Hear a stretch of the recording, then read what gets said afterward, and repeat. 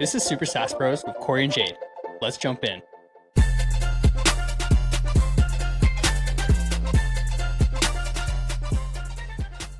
right, guys, welcome back to another episode of the Super Sass Bros, where we keep you up to date with all the AI and tech related stuff going on in the week. And like we said last week, we have our first guest. Welcome to the podcast, and her name is Dolapo. Welcome, Dolapo. Thank you for having me, Jade and Corey. Yeah, no problem. This is super exciting. Like, we've been talking about getting someone on the pod for a little bit now. So yeah, thanks for being our first little guinea pig here of coming onto the podcast as a guest. I love it. Excited to be the guinea pig, dive into questions and talk all things sales as well. Yeah, because I think people may be tired of us talking. So I'm excited for people to hear someone else talk and, you know, talk about what they're going through. So like, let's just jump into it. I always like to start with like, hey, you know what? You're in entrepreneurship. We're all entrepreneurs here. I feel like sometimes we need to be a little bit crazy to do what we do. So I'm always interested to hear people's like journey into getting how they got into entrepreneurship. So really quickly, how did you get into entrepreneurship? Oh, that's a great question. So the way I got into entrepreneurship was mainly from a need. What I mean by that is I wanted to travel to Kenya. When I was younger, I was 14. I wanted to have a way to give back to my community. I'm of Nigerian descent, but I really care about the continent. Cool. And so there was an opportunity to actually go back to Kenya. However, I did not have the money to go. And so I had to raise $5,000. And as a 14-year-old, that's a lot of money. And so I was able to convince both of my parents to basically create a temporary baking business with me. And I was able to raise all of the money to go with the help of my community. And so fast forward from there, I have also tried other types of businesses. I've created an organic air oil and butters business. I have helped create 2 nonprofits, and the rest is history. So that's how I started. That is amazing. Okay, when you initially started, what was your baked good of choice when you were doing it? Great question. So we made meat pies. Meat pies are a Nigerian delicacy. And so it's usually minced meat with carrots, potatoes, well seasoned and cooked. And then you add it into like a buttery pastry and bake in the oven. And so that's what we made and were able to sell at our local church. And so that was the item. That's so sick. I like that. I'm gonna have to try one of these meat pies one day because I'm sure I've had like similar stuff from like different cultures as well too. But as you were saying it, I'm like it's getting close to like dinner time for me, so I'm getting a little hungry just hearing you talk about it. But that's awesome. That's a good way to start entrepreneurship. Thank you. It's very similar to like an empanada. It's a little bit close to a Jamaican patty, but it Cool. has its own like unique flavor. Super nice. Cool. Yeah, we're gonna have to give it a shot. Yeah. So now that jump started you into years and years, I guess, of like running your own businesses, running nonprofits, all this sort of stuff. So tell the people, what do you do now? What is your focus? Because I think you have like 3 kind of like pillars that you kind of focus on, but what are they? Tell the audience. So right now the pillars I focus on are number 1, helping early stage founders with their B2B sales systems. So basically helping them with whether it's messaging, refining how they navigate their calls, as long as the goal is for us to close the deal and get them on their first set of customers. The second arm of what I do at the moment is I support people on sales training. So these are individuals that might be looking to get into an SDR, BDR, AE role. I support them in the entire process from the upskilling all until interviewing and job offer negotiations. And then the last pillar is I collaborate with nonprofit organizations for workforce development programs. So I currently run 2 different programs at the moment in collaboration with nonprofits in Canada. That's very cool. I love it. We're obviously like, we're in the tech world ourselves too. Yes. And, we obviously always interested in like hearing people's thoughts and maybe misconceptions and limiting beliefs around like sales and tech and AI. So like, as you've helped people like both, from the SDR, BDR, AE side, and also from like the, I guess founders for the B2B side, What are like some of the biggest misconceptions that you see people having or limiting beliefs about like tech sales essentially?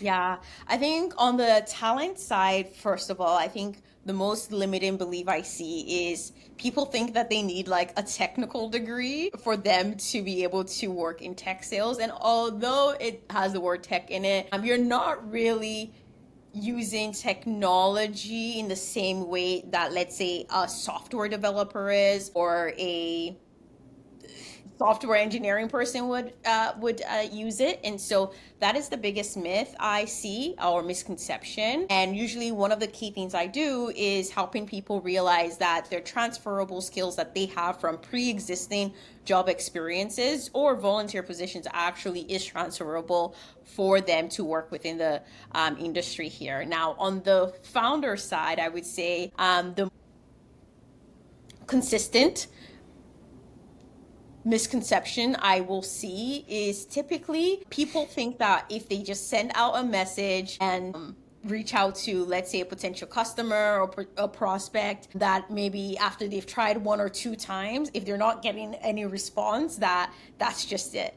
I think people are not really sometimes aware that even the way we make purchases as individuals is that we need multiple touch points, right? Like before you probably got that microphone that you're using, you might have first seen an ad about it, or you've seen one of like your favorite Yeah, podcasters use it, right? And then totally, you might get like go on their website, get retargeted an ad. totally, Then you might see a few other affiliate totally. links, right? Before you actually make the purchase. The same thing goes when it comes to B2B, is making Yeah, sure we have multi-channel messaging yeah, as a way to reach people. So yeah, that would be the other misconception. totally. I saw this stat one time. I think the average consumer purchases an item after the seventh ad or touch point that they've seen. So on average, we as consumers are seeing this product or service at least 7 times digitally before we decide to go out and pay.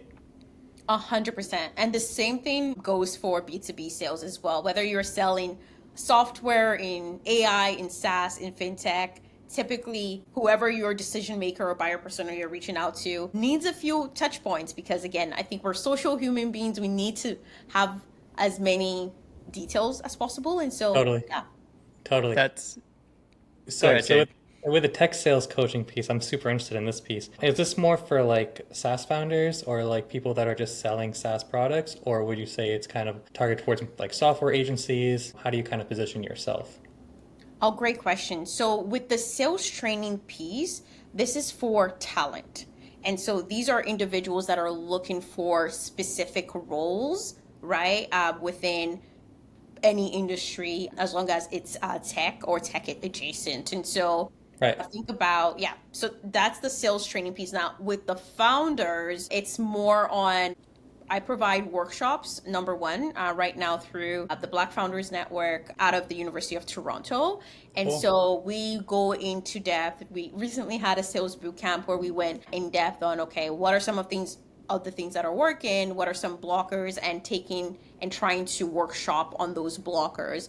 Yeah. And then also having conversations with them one-on-one on how to properly either adjust their messaging or any parts of like their entire sales pipeline. Now, in terms of sales training specifically for early stage founders, hey, maybe that's something else we can explore. But at the moment, it is either through institutions. We are exploring fractional work as well, but I'm not sure. Does that answer your question a bit more here? Yeah, I'm more curious for like the founders, are they founders for they're in the SaaS space or more like they're in the SaaS space. So they comes to you and they have a certain ICP and then you help them kind of go to market and sell. Is that the idea?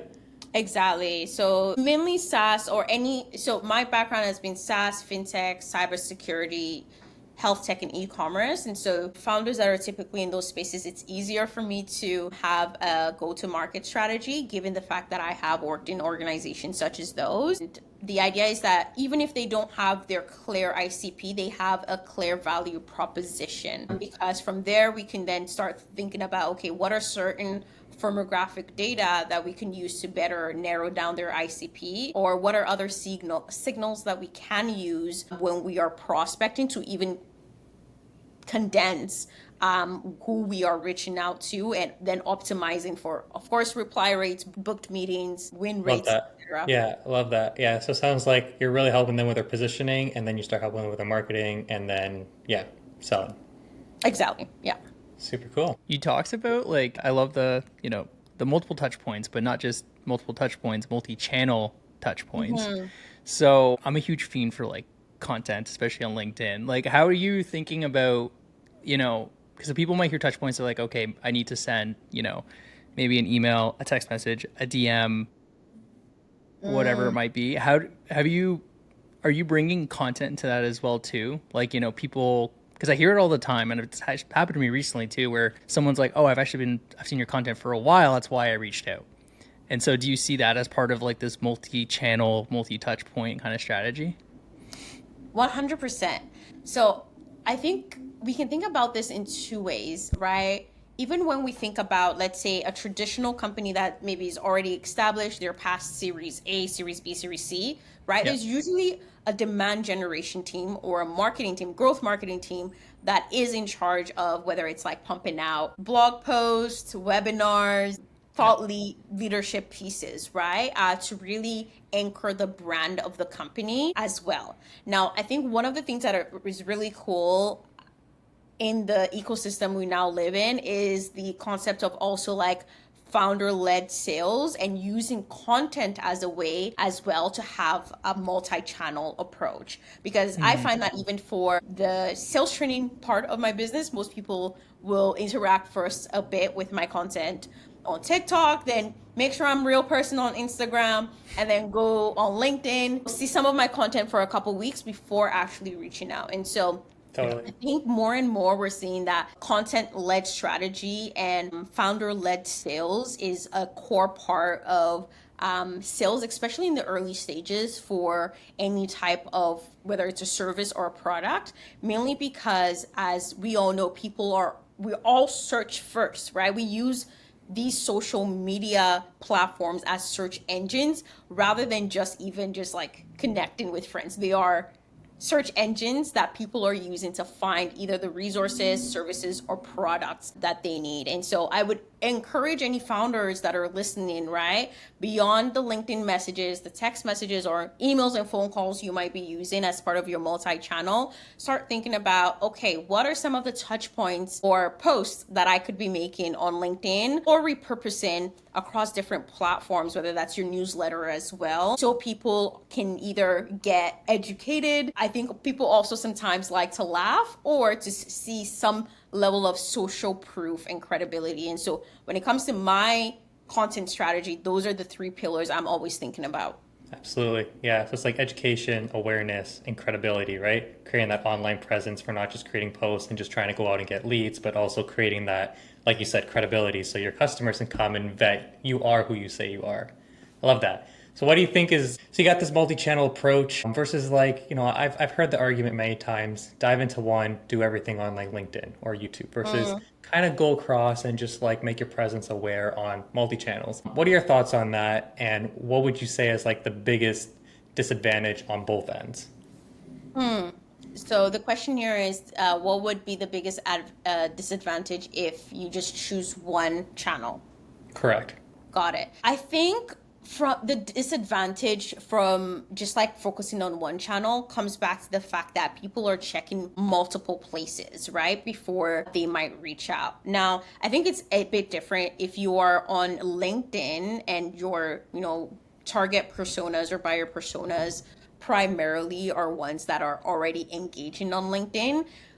You might not really need to consider, let's say, Instagram or TikTok as much, mainly because that demographic focus on, the B2B side there is really strong. I would say that that would actually not be a disadvantage. The only thing I would do if I was only focusing on LinkedIn is also to have a newsletter. That way you also have Mm. your own owned channel, right? If you Mm. just are growing directly on like your follower count, like you don't have your own channel. Like it might not happen, but let's say if something happens to LinkedIn or they change their algorithm, et cetera, Totally.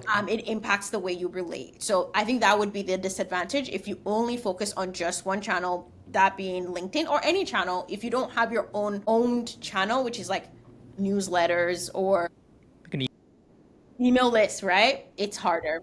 Yeah. And so that would be what I would see as a disadvantage. But I've also found that if you only focus on, it really depends on the product, but TikTok and Instagram, I find it's harder when you are selling services to only focus on those channels because people on there tend to have, let's say, lower intent to buy if it's not like a physical product, right? I think it comes back to the fact that people need to be able to see and trust what they're seeing. And so a service is a lot more harder to just like show versus a product on like Instagram and TikTok. I mean, so those are some of the like the differences I've seen across different platforms. Cool. Very cool. Yeah. So like running Facebook ads or Instagram ads or like TikTok ads or things like that, or even creating content across these, if you're selling more of a service versus a product, you have seen that in your experience as more of a disadvantage. Yes, because I've had scenarios where I've run, let's say, an Instagram ad. A few Yeah. people, like people will respond, but to make the ultimate decision of like, let's say, hopping on a call, it's a lot, the conversion rate is lower versus on LinkedIn. Interesting. Where for me on LinkedIn, if I'm like, okay, a few pre-qualifying questions, let's hop on a call, I have a higher conversion rate on there versus from like an Instagram ad. Totally. Totally. Okay. On all this like social media like talk, like the thing that just kept popping into my head is like a lot of people talk about like sell by chat, sell in the DMs. How do you feel about like selling in the DMs? Like I think from like a B2B like perspective, that's harder. I see it a lot with like coaches and consultants and stuff like that. How do you think about it? Because to me, it was always just like selling the DMs, but just really meant like get them on a call. That was the sale from the DM, is getting them into a call. But like not actually, like I see a lot of people closing deals in the call, but from a B2B tech perspective, I don't know if I would ever see that happening. Yeah, in terms of like selling by chat, I haven't had a scenario where I was like, okay, here are all of the details about my offer. Yeah. Here's the payment link, completed. I don't think that's how it works. Mainly again because people want to be able to build trust unless it's a low ticket offer. I think that's Yeah. very different versus let's say if it is a high ticket offer, people want to first number one build a relationship. That's one. But I think number two, as well as professionals, as sellers, I think it's also important that we understand the needs of the people that we're going to serve and actually having a conversation to understand what those are Yeah. before even understanding whether it's a fit or not. I mean, one of the key fundamental parts of like sales, whether it's in SaaS or outside of SaaS, is making sure that there is a good fit between the prospect and the product offering or service offering. Otherwise, you're just going to face headaches later on in the entire Totally. process, Yeah, right? totally. And so I believe that, yeah, the chat can be used to convert booked meetings and Yeah. have conversations virtually or in person. But I don't use the strategy of trying to close and get someone to make a purchase just via chat, because if that was Yeah. done to me, I would feel very sketched out. I would probably be like, no, this is a scam. Mm. You have to have a lot of trust and rapport built prior to, I think, for it to occur. Yeah, I think Yeah. that's a key thing there. Yeah. Otherwise, no one will do it. Exactly. Yeah. And I think we're living in a different age too, where people are also hyper more aware and internet educated. What I mean by that is over the last few years, right, we know how important it is to don't just click a random link that someone sends to you. It's Totally. important to like, know who you are actually working with or selling to or buying from, excuse me. And we've also seen a wave of the of how bad act on the internet as well impacts people financially, whether people are being scammed or Right. frauded, right? And so I Yeah. think it's important for me that anyone I work with or wants to work with me have that ease of mind, and we're going able to actually interact with one another versus just selling via chat. Totally, yeah. And what we're even starting to see now, and I'm curious your thoughts on this too, is like AI coming into play, right? Where Hmm. you have a lot of Hmm. AIs acting as like this sales, person, right?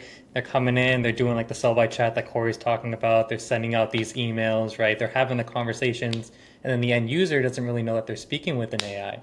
I'm curious your thoughts on that and how you've seen that play into the tech sales world.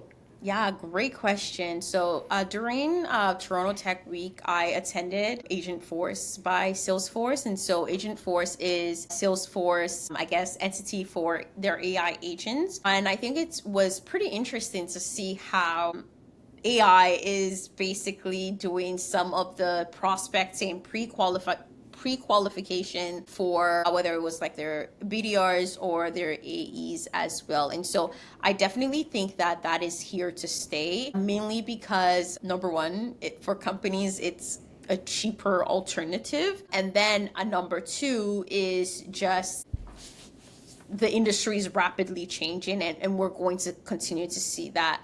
Now, I think that it really just depends on how the company is using it. So, one of my previous roles was with a tech unicorn called Ada CX. And so, Ada was an AI no code solution for specifically in the customer service space. And so, I think that saw the first wave of transformation when it comes to our questions or customer service, customer experiences really being automated, and for different decision trees. I'm getting right into the weeds into it. Oh, you're Anyway. good. We nerd out on this podcast, girl. You're Okay, good.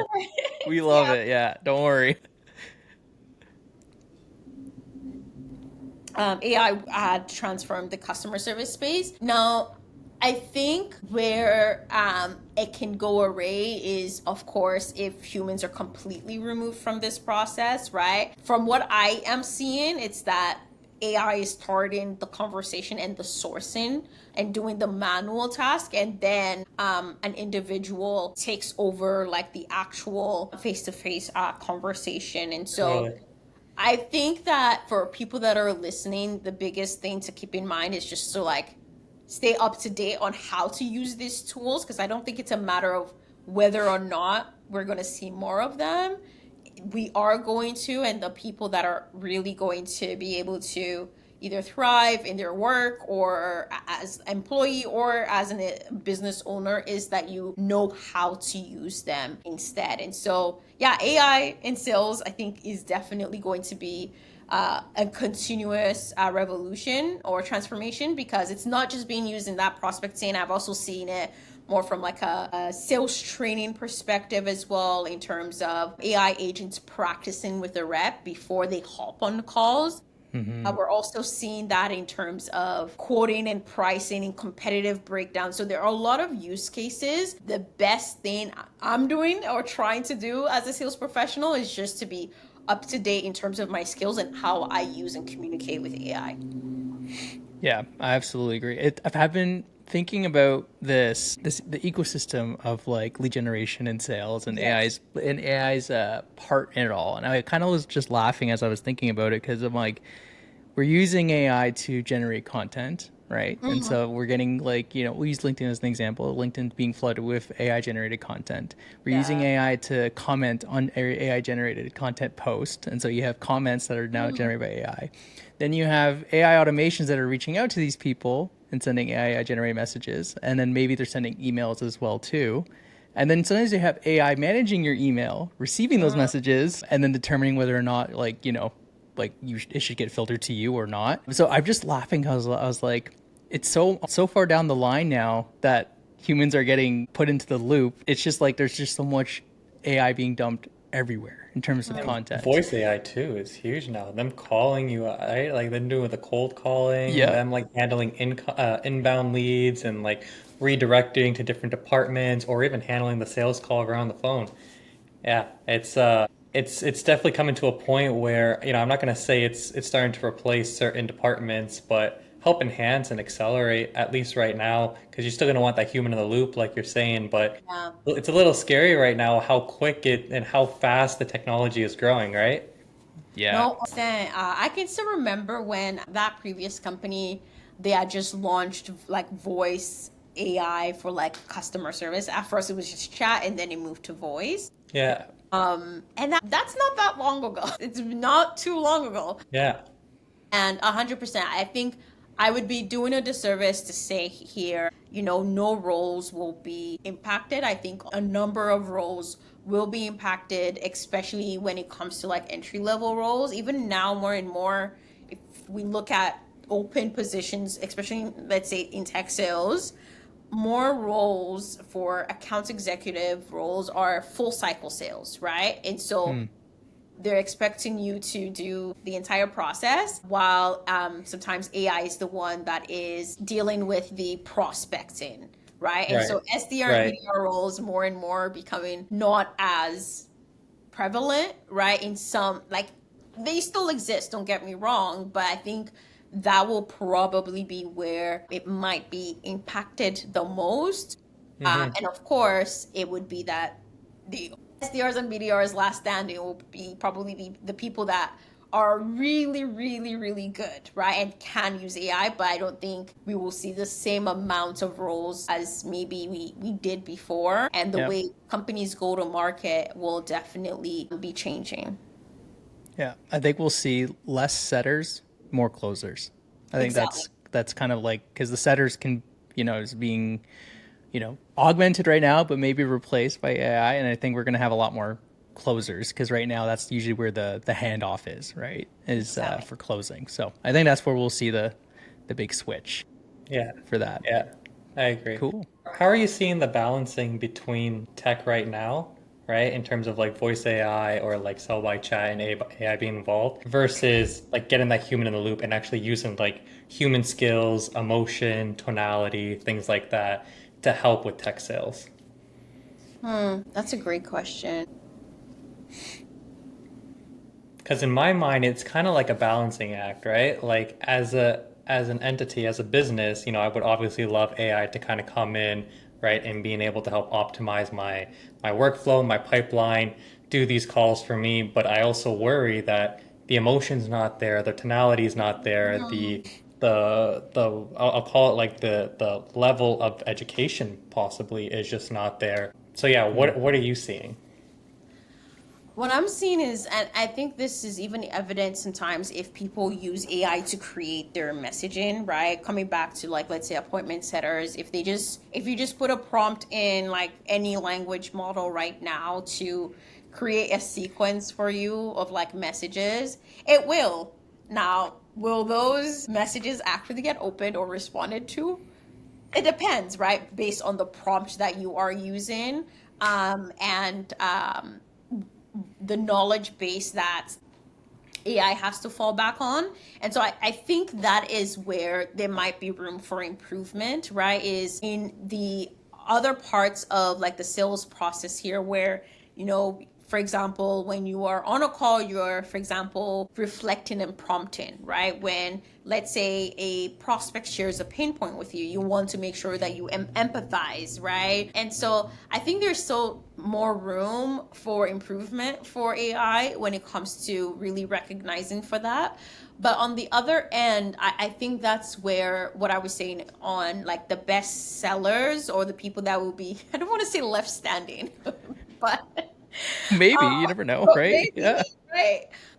The people that will be left standing would be really also people that are able to um, leverage the soft skills aspects of things, right? Whether that Yeah, is relationship building, creativity with your messaging. There were yeah, times in some of my roles, like part of our messaging cadence were actually gifts, right? And that would get, people to chuckle and actually respond, or making a custom 1 minute video for people, and using that as a way to get responses, right? And so I think that creativity and like other soft skills, whether it's like empathy and relationship building, will really be what sets people apart, and how to leverage that during your sales cycle. And I don't mean leveraging like weaponizing it or using it badly. I just mean leveraging in terms of, okay, using those, pain points and things you're discovering to really position the product as the solution for the client. And so, yeah, that would be the balance in my own opinion. Yeah. Customers don't care about your product, they care about their problem and make sure that you can solve it. Exactly, right? It's the same analogy. If we went to our doctor's office, and they gave us one look and said, hey, you need an Advil, but maybe you had a stomach ache, or you just had a really bad taco the previous night, or you had I don't know, bad whatever food. And so it would be completely ridiculous. We would be so upset. I think it's same thing, right? I've been on sometimes sales call where people would just pitch me their entire product, all this feature. And I'm just like, okay, this was a waste of time because Stop feature dumping me. Yeah. Exactly, right? So, yeah.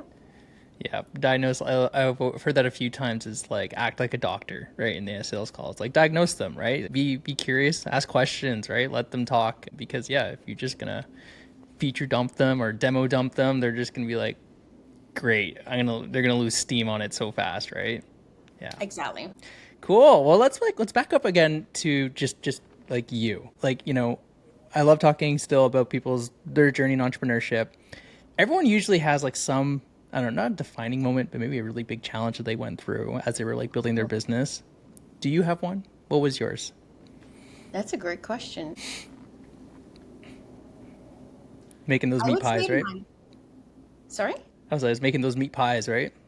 Yeah, it was, all of you really building muscles in my shoulder from rolling the pastry or making the runs. Even though I wasn't the one driving, I convinced, again, I was 14. I did not have my driver's license then.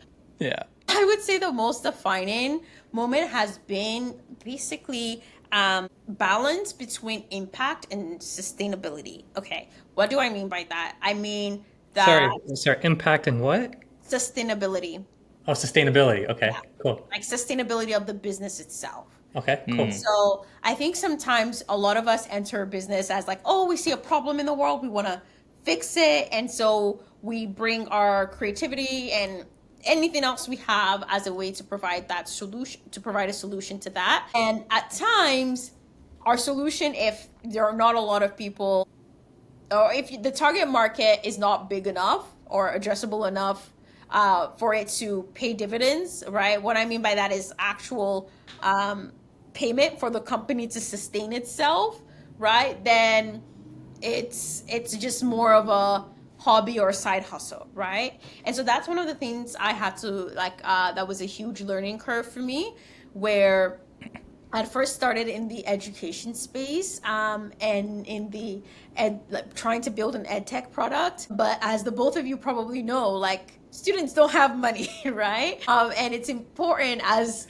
you're trying to, at the same time, of course, provide impact. If impact is the only focus, then I think it would have been a nonprofit route instead, right? But if you're building a for-profit business, it is important that you go to a place where customers have the money to pay as well. And so I will say that's been my biggest lesson. And even from a book I was reading by Alex Hormozy, anytime I think people, about... they pay better.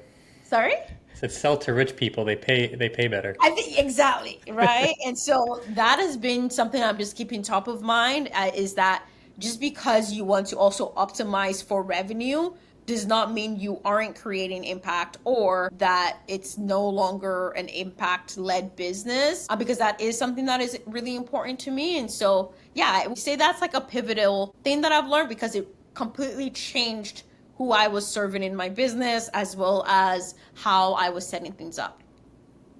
It's cool. I like that frame of mind and that perspective, because I think sometimes when people are jumping into, wanting to start their own business, people jump maybe to passions and impact, right? I'm passionate about this, and so I want to do it, right? But if you're not in a scenario where it can be sustainable, then you're going to run out of steam very, very quickly, or out of runway very quickly, right? So I like the idea of just being that it can be both, but sometimes it's not that at the beginning. It eventually can be, and you can still make impact, but knowing that if you're making a for-profit business, you have to create sustainability first, right? Impact will still be there, just in a different way maybe than what you initially thought, right? So Yeah. I like that. I like that. Cool. For the next couple years for you, like, where's your mind at? Where do you want to like kind of take, you know, your businesses? Because you have a couple different pillars of your business that you're working Yeah. on.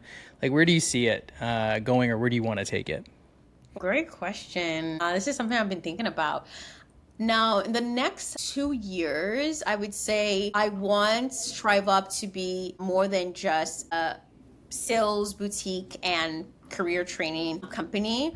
I want it to be also a community for sales professionals to continuously look for ways that they can improve themselves, support one another, and also grow in their careers. I think one of the really cool things that I've seen in the last few months here is, people that I've supported to maybe get their first role, then get promoted, right, to that next role. And then they are sharing the knowledge that they have to other people within our program in the entry level role. And so I really want it to be, that community for salespeople to also come and talk and have good feedback on how to improve, because sometimes sales is very unique in terms of like the challenges you face when you're either within a team or by yourself. And so whether it comes to like, different sales plays you should be trying, what are ways to optimize your current processes. And so number one, that's one of the things that I really see. I also look forward to, maybe partnering with more national and international organizations to bring sales training to people. Sometimes people are like, it's just sales. Like, why sales? But I think that anyone who has been a sales professional or is one can attest to all of the different things you actually learn from it that is transferable to anything else you choose to do, whether you decide to stay or not. And so that is the second goal that I have, is that we partner with more national and international organizations, sales training and development training as well. And then I would say on the third aspect of things would definitely be to maybe potentially productize some of the different things that we do, especially when it comes to maybe sales for early stage founders or any part of the sales process. Yep. I know that AI agents are really the talk of the town right now when it comes to just the industry. And so potentially collaborating with individuals to productize some of the knowledge that we've built internally, but also leaning on some of the sales professionals that we work with to create a product that could better help people in either their sales journey as individuals or as business owners. That's really cool. If you had to pick something like right now, because I know you're still obviously working through kind of everything and still building up that knowledge base as well too. But if you had to pick something, what would you build? Or what would you want built? What would I want built? Great question. That is a great question. Yeah. It's a big question because you might not know, but I'm just I curious. do have a few ideas already, actually. Nice. I would say it would be twofold. It would either be number one, a tool or agent that basically from A to Z provides the sales playbook, for early stage founders. And so what do I mean by that? So from, from their tech stack, making it as lean as possible, to the messaging for like their Agogi sequence, to, being able to plug into other platforms to automate that first prospecting. And so I would say for early stage founders, that's whenever I've done workshops, people are like, oh my God, okay, so everything you've just shared, is there a tool that can just do it for me? And so that would be Yeah. Shipangular.com, brought to you by sixsummit.io. Oh, can you say that again? I said go to shipangular.com, brought to you by sixsummit.io.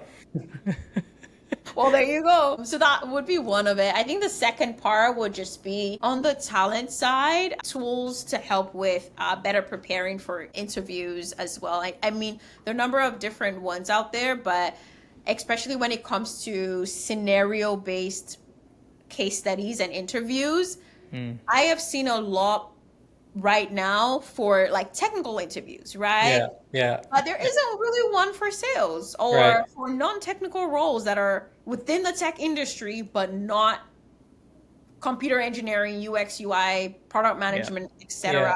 That is what I would like to see or build. Yeah. Yeah, totally. Heygen.com is the best one I've seen so far. For that, Jen. yeah.